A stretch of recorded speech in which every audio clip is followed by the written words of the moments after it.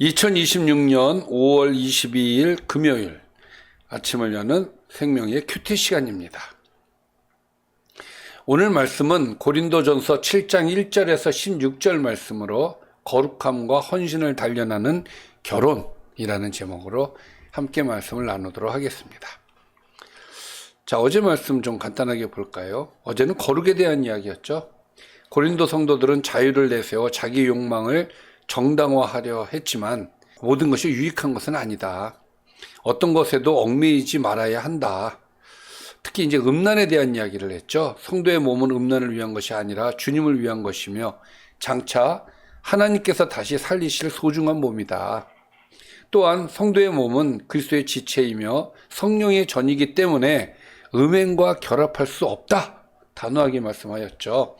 그러므로 성도는 값으로 삼받은 존재답게 자기 몸으로 하나님께 영광을 돌려야 된다. 거룩한 삶을 살아야 된다. 그 말씀이었습니다. 자, 오늘은 결혼에 대한 이야기입니다.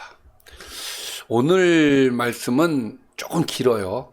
그래도 좀 중요하니까 잘 들으시기를 바랍니다. 너희가 쓴 문제에 대하여 말하면, 여기서 너희가 쓴 문제에 대하여라고 하는 것은 너희는 누구예요? 고린도 교회를 얘기하겠죠. 고린도 교회가 뭘 썼다는 거야. 문제를 썼다는 거죠. 그러니까 이 이야기는 뭐냐면, 바울은 이 서신 외에 다른 서신을 통해서도 고린도 교회하고 계속 소통을 했었던 것으로 보여져요. 그래서 주고받는 과정 속에서 고린도 교회도 바울에게 편지를 쓰는 거예요. 그래서 그 내용이에요. 그러니까 먼저 고린도 교회가 바울에게 편지를 썼는데 그 쓴 글 안에 있는 문제에 대하여 말하면 남자가 여자를 가까이 아니함이 좋다. 여기서 남자가 여자를 가까이 하지 아니함이 좋다라는 얘기는 독신을 하는 것도 좋다 이런 얘기예요. 좋다. 독신으로 사는 것도 좋다. 그렇다고 해서 이것은 결혼을 부정하는 얘기는 아닙니다. 왜냐하면 좋으나 이렇게 돼 있단 말이에요. 그러나죠. 그러나 무슨 얘기예요? 독신으로 주님께 헌신할 수 있으면 그것도 독신으로 사는 것도 괜찮아. 그러나 모든 사람이 그렇게 살 수 있는 것은 아니다라는 의미가 이 안에 담겨져 있는 겁니다. 그러니까 독신을 강조하는 거 아니에요. 자, 그러면서 2절 말씀, 이 2절 말씀도 굉장히 오해 소지가 좀 맞는 말씀인데, 자, 모든 사람이 혼자 사는 것이 좋은 것만은 아니다. 그래서 2절 말씀을 주는 거예요. 음행을 피하기 위하여 남자마다 자기 아내를 두고 여자마다 자기 남편을 두라. 이 말씀은 그냥 이 말씀만 딱 잘라서 우리가 생각을 해보면 결혼은 음행을 피하기 위해서 하는 거다. 이런 인식을 주는 내용 같아 보여요. 근데 그게 아니에요. 이 오해 소지가 있습니다. 고린도 교회가 갖고 있는 문제점이 극단을 가는 두 극단이 있었는데, 하나는 어저께 우리가 말씀을 나눈 것처럼 몸은 중요하지 않다. 그래서 음행을 가볍게 여기는 태도. 그리고 오늘은 금욕주의에 대한 얘기예요.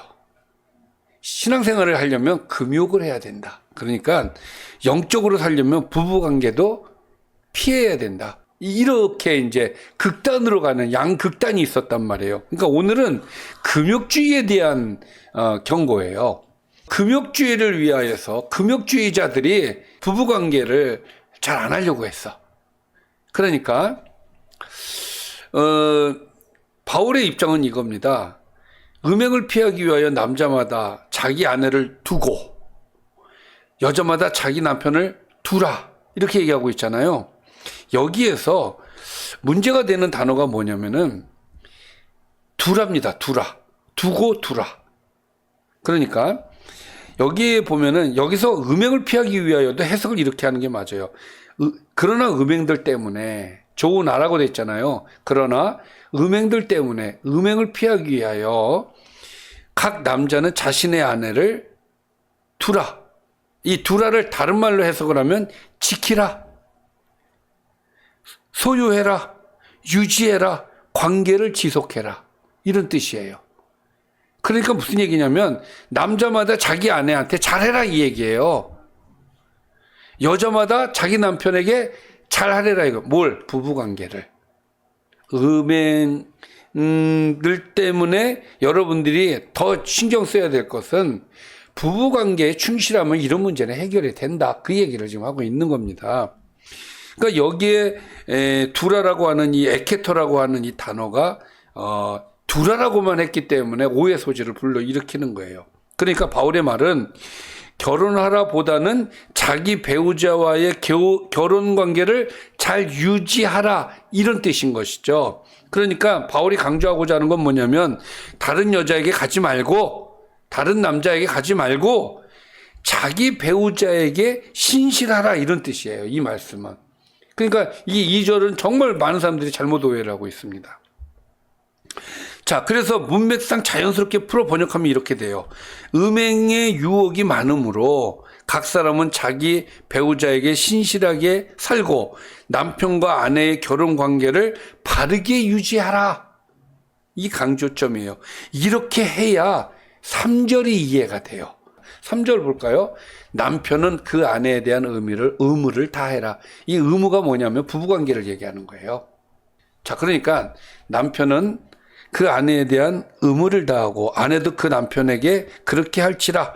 서로가 사랑으로 돌보아야 할 책임이 있다 이거야. 그러니까 부부관계는 의무예요. 피해야 될 문제가 아니다. 지금 바울이 하고 싶은 얘기가 이거야. 이건 금욕주의자들에 대해서 하는 이야기이기 때문에 그들을 특히 대상으로 해서 하는 얘기이기 때문에 그런 의미가 담겨 있는 겁니다. 그러면서 더 나아가서 4절에 뭐라고 얘기하냐면 4절은 되게 중요해요. 아내는 자기 몸을 주장하지 못하고 오직 그 남편이 한다. 자, 아내의 몸을 누가 주장한다고요? 남편이 하는 거야. 또 남편도 그와 같이 자기 몸을 주장하지 못하고 오직 그 아내가 한다. 그러니까 몸은 서로의 것인 거야. 그래서 결혼 관계가 되게 중요하다고 얘기를 하는 거예요. 그래서 네 마음대로 해서는 안 된다 이거야. 네 게 아니니까. 네 남편 거고 네 아내 거다 이거야. 그래서 더 나아가서 5절에 서로 분방하지 말라. 이게 금욕을 위해서 분방을 한단 말이야. 그러니까 이거 분방하면 안 된다 이 얘기예요. 다만 기도할 틈을 얻기 위하여 합의상 얼마 동안은 하지만 다시 합해라. 이게 오래 가면 안 된다 그 얘기예요. 왜 그러느냐? 이는 너희가 절제 못함으로 말미암아 사탄이 너희를 시험하지 못하게 하려 함이라. 그러나 내가 이 말을 함은 허락이요 명령은 아니다. 자, 여기에서 이 말을 함은 허락이 아니요. 이 말이 뭐냐면은 앞절 5절 말씀, 기도할 틈을 얻기 위하여 합의상 얼마 동안은 분방할 수 있다. 이 말은 허락이요 명령은 아니다 이거야. 예, 그러니까 부부가 기도에 전념하기 위해 잠시 부부관계를 쉬는 것은 가능하지만 그렇다고 해서 꼭 그렇게 해야 된다는 아니다 이거야. 안 해도 된다 이거야. 그러니까 뭘 중요하게 생각하는 거예요? 부부관계를 중요하게 생각을 하는 거예요. 기도도 중요하고 영적 관계도 중요하지만 부부관계도 중요하다. 그 이야기를 하는 거예요. 그러니까 3절부터 6절까지는 부부관계에 대한 이야기입니다. 충실해라 서로. 그런 얘기가 되겠습니다. 자, 그러면서 바울은 또 이렇게 얘기를 하죠. 나는 모든 사람이 나와 같기를 원한다. 이 얘기는 나처럼 독신으로 사는 것도 원한다. 이런 뜻이에요. 이것도 좋은 길이라고 생각한다 이거죠. 그러나 바로 그러나가 붙어요. 독신으로 사는 것도 좋지만 그러나 각각 하나님께 받은 자기의 은사가 있으니 이 사람은 이러하고 저 사람은 저러하니라. 그러니까 독신으로 살 사람은 독신으로 사는 은사가 있으니까 그렇게 사는 것이고 또 어떤 사람에게는 결혼의 은사가 있기 때문에 결혼해서 살아야 된다. 그러니까 중요한 것은 결혼을 했느냐 안 했느냐가 중요한 것이 아니라 그러니까 결혼을 했느냐 독신으로 사느냐 이게 중요한 것이 아니라 하나님께서 주신 자리에서 거룩하게 사는 것이 중요하다. 그러니까 바울은 뭘 얘기를 하고 싶은 거냐면 자기가 독신으로 산 것은 하나님의 사명을 맡았기 때문에 이렇게 사는 거라고 얘기를 하는 거예요. 일부러 결혼을 안 하는 거 이 얘기를 하는 게 아니란 말이에요. 사명을 위해서, 은사 때문에 그렇게 사는 것도 있다라는 이야기를 하는 거예요. 그래서 독신으로 사는 것도 괜찮다. 주를 위해서. 이런 의미입니다. 또 8절 내가 결혼하지 아니한 자들과 과부들에게 이르노니 나와 같이 그냥 지내는 것이 좋다. 독신으로 사는 것이 좋다. 누구에게 하는 얘기예요? 내가 결혼하지 아니한 자들과 과부들에게 이르노니 독신도 괜찮다고 얘기하는 거예요. 만일 절제할 수 없거든 결혼해야 된다. 여기서 절제할 수 없거든이라는 얘기가 정욕이 불타는 것보다 결혼을 해서 그것을 해결하는 것이 낫다 그 얘기예요. 결혼을 이걸 낮게 보는 건 아니에요. 인간의 연약함을 인정하고 그 연약함을 죄로 방치하지 말고 하나님이 주신 질서 안으로 가져오라는 얘기예요. 그래서 결혼 생활을 원만하게 하면 그건 죄가 되지 않으니까 그렇게 살으라는 얘기. 자, 그 다음에 이제 10절입니다. 이제 결혼한 자들에게 내가 명하노니 명하는 자는 내가 아니요 주시라. 자, 이것은 주님께서 명령을 하셨다는 얘기예요. 여자는 남편에게서 갈라서지 말아야 된다요. 또 만일 갈라섰으면 그대로 지내든지 다시 그 남편과 화합하든지 하라. 혼자 살든지 아니면 다시 그 남편과 화합하든지. 그러니까 다른 남자에게는 가지 말아라 이거예요. 또 남편도 아내를 버려서는 안 된다. 그러니까 서로 이건 이혼을 하지 말라는 이야기가 되겠죠. 그리고 만약에 이제 이혼을 하게 되어지면 다시 그 전 남편, 전 아내하고 합할 생각을 하지 다른 남자하고 합해서는 안 된다. 그런 얘기를 하는 겁니다. 또 12절 그 나머지 사람들에게 말하노니 이는 주의 명령이 아니라 이게 무슨 말이에요? 내 생각이다 이 얘기예요. 만일 어떤 형제에게 믿지 아니하는 아내가 있어. 남편과 함께 살기를 좋아하거든 그를 버리지 말며. 이게 무슨 얘기냐면 예를 들어서 어느 날 복음을 받아들였는데 나는 받아들였는데 내 아내는 받아들이질 않았어. 그럼 나만 믿게 되잖아요. 근데 나만 믿는다라는 이유로 그러니까 아내가 믿지 않으니까 그 아내 믿지 않는다고 그를 버리면 안 된다 이거예요. 그러니까 믿지 아니하는 아내가 있어. 이 아내가 나하고 살고 싶어 해. 그러면 절대로 버리면 안 된다 이거야. 믿지 않는다는 이유로 버려서는 안 된다 이거야. 또 반대로 어떤 여자에게 믿지 아니하는 남편이 있어. 근데 아내와 함께 살기를 좋아하면 그 남편을 버려서는 안 된다 그 얘기를 하는 겁니다. 왜냐? 믿지 아니하는 남편이 아내로 말미암아 거룩하게 되고 믿지 아니하는 아내가 남편으로 말미암아 거룩하게 되나니 할렐루야. 네. 서로 복음을 줄 수 있지 않냐 이거예요. 네. 그렇지 않으면 너희 자녀도 깨끗하지 못하니라 그러나 이제 거룩하니라. 자, 이 부분이 조금 애매하긴 한데 그렇게 해서 믿지 아니하는 아내, 믿지 않는 남편을 전도를 하는 목적으로 그와 함께 적극적으로 열심히 하다 보면은 자녀도 마찬가지예요. 자녀들도 거룩하게 갈 수 있다 그 얘기를 하고 있는 것이죠. 네. 그러니까